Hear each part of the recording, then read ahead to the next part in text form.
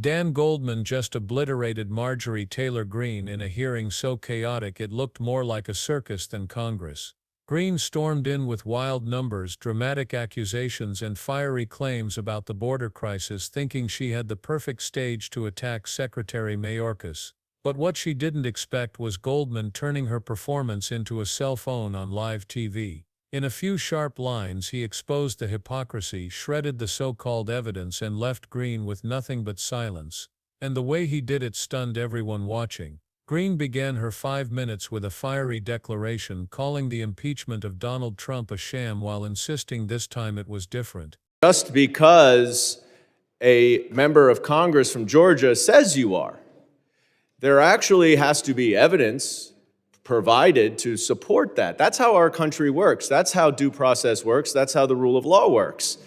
Is the president doesn't get to determine that someone is or is not a terrorist. Members of Congress don't get to determine whether someone is or is not a terrorist. But that does not seem to be something that some of my colleagues understand. There's a reason why we have due process in this country, and you may think that due process is not warranted for someone who is not a citizen of this country, or you may think that due process is not warranted for someone who's accused of being a member of a Venezuelan gang or terrorist organization. But once you start going down that slippery slope, then our basic foundations of due process come undone entirely.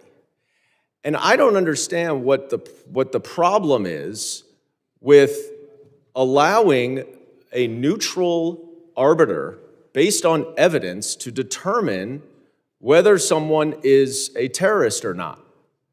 What is the objection that this administration has to presenting evidence to a judge to say, this is the evidence that this person is a member of a particular cartel?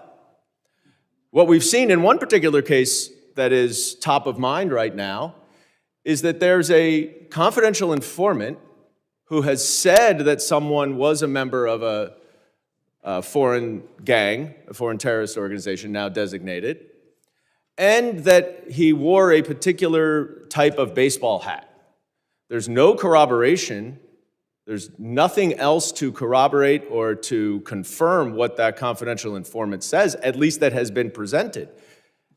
And I know there are some lawyers on the other side, some former prosecutors on the other side of the aisle who, like me, would never, ever present to a judge a non-corroborated statement from a confidential informant as the basis for establishing anything.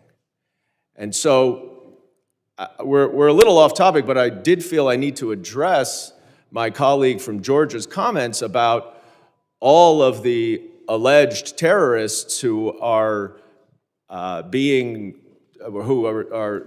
are those who are supporting them to stay in. Nobody is supporting any member of a foreign gang to stay in here. We would just like to make sure that people are adjudicated and determined to be a member of a foreign gang by someone other than the President of the United States or a member of Congress. And I yield back. The gentleman yields. I now recognize Mr. Guest for 5 minutes. Thank you, Mr. Chairman. Mr. Chairman, at this time, I would like to yield as much of my time as she may consume to Ms. Greene. Thank you. Ladies recognized. Thank you. I think my colleague across the aisle is very confused and maybe uneducated and uninformed of what a special interest alien is. SIA is a non-U.S. person who is based on an analysis of travel patterns, potentially poses a national security risk to the United States or its interest. Special interest aliens are people from countries identified by the United States government as having conditions that promote or protect terrorism or potentially pose some sort of national security threat to the United States. It's hard for me to fathom that anyone on this committee would be opposed to simply reporting the number of special interest aliens that Homeland, that our great men and women that served as Border Patrol agents, that any of our police, any of our ICE agents happen to detain, and it's just the number. We're just telling the American people how many. That's it. Would the gentlelady yield for a No, I question? will not yield. The Department of Homeland Security officials have publicly posted information about special interest aliens in the past, including the current Border Patrol chief and his predecessor. Custom and Border Protection already published similar numbers on its public site. For example, the terrorist screening data set. And just to go further, and this is always an interesting dynamic to me. On our side of the aisle, we trust the American people, and we believe they deserve transparency. They deserve the truth from the federal government, because it is, after all, that we swore an oath to serve the American people.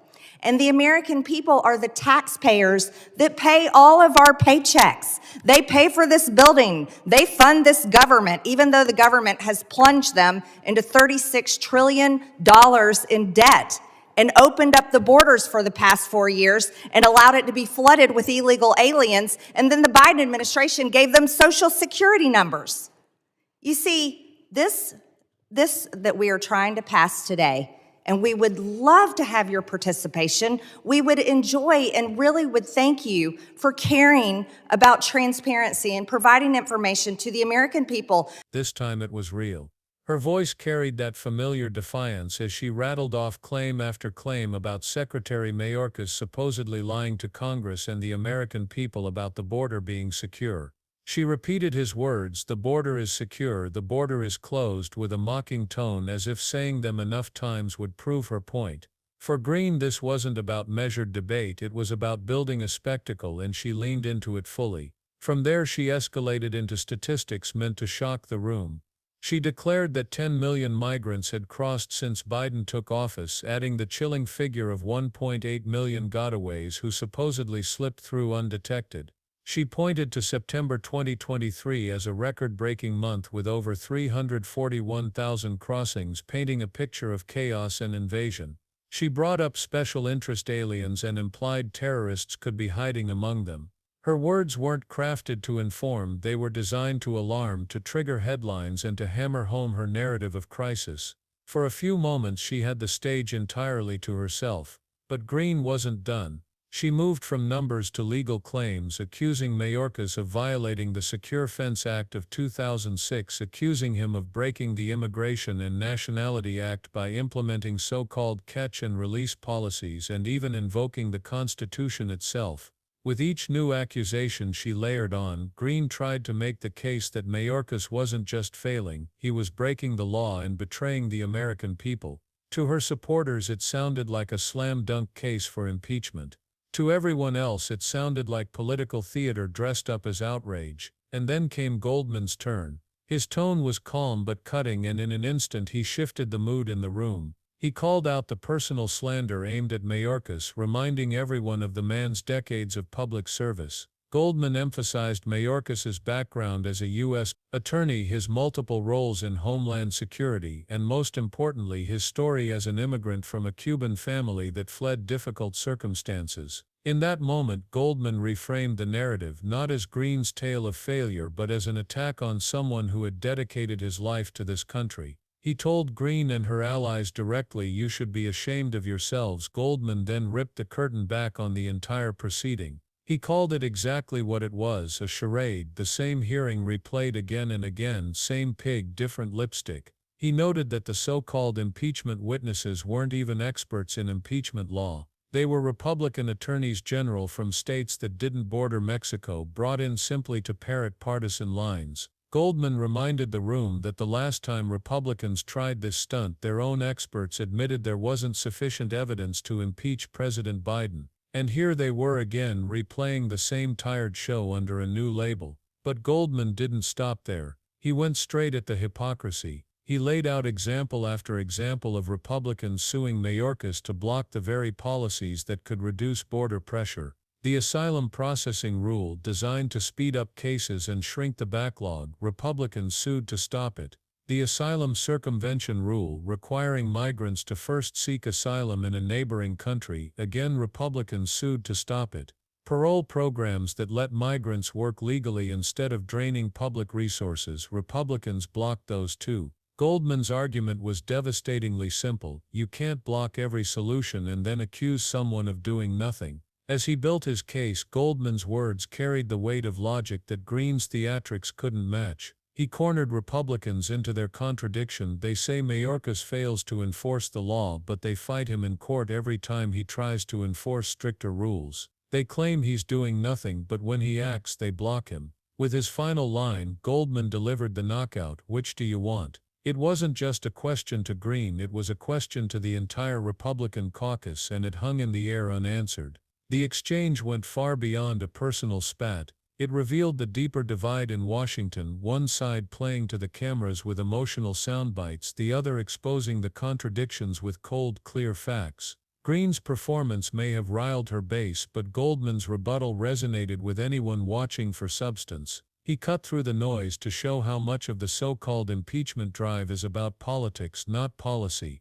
And that's the bigger story. This wasn't just Goldman versus Greene, it was a snapshot of how America's immigration debate is being staged in Congress. While real bipartisan talks are happening in the Senate, Greene and her allies are putting on hearings designed to inflame rather than solve. Goldman pulled the mask off, reminding viewers that if the goal is to actually fix problems, this isn't the way. What happened in that hearing wasn't about finding solutions, it was about scoring points. When Goldman turned Greene's accusations back on her, the message was clear: you can play politics or you can solve problems, but you can't pretend to do both. It was a mic drop moment that left Greene without a response and the rest of the room buzzing. And for everyone watching, it was a reminder that sometimes the loudest voices in Congress get humbled by a few sharp truths. So if you want more breakdowns of these explosive moments that cut through the chaos and reveal what's really happening, make sure you stick around, because what's coming next is going to be even bigger.